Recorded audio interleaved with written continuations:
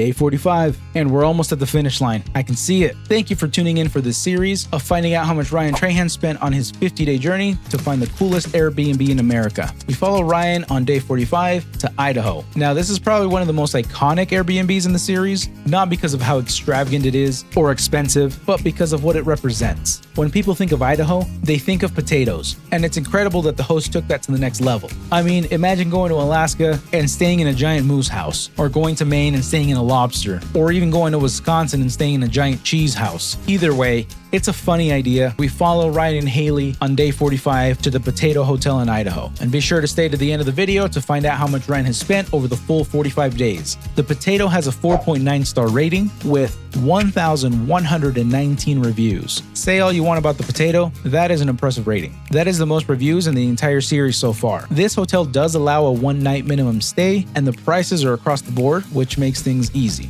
At $302.41 per night, with an added $21.21 in taxes, the total for day 45 stay was $323.61. Another long gauntlet drive from Montana to the current location was around 456 miles, which took over 7 hours, making this one of the longest drives of the series. Located about 30 minutes outside of Boise, Idaho, the Potato sits on 400 acres and is obviously only one bedroom. It does have an outdoor bathroom, and the Potato is an impressive 336 square feet. Now this, I believe, is the highest rated Airbnb by Ryan and Haley of the tiny house categories, at 16 out of 50. They had a great experience in the Potato, which probably wasn't something all guests received, but it was also nostalgic for them as they had been there before. Which leads me to my next thought, that I wish they had gone to a different Airbnb in Idaho. Ryan and Haley had visited this Airbnb before in the past and was very memorable for them. It was more of an emotional visit than a search for the coolest Airbnb. But what's done is done. It's a fun little hotel,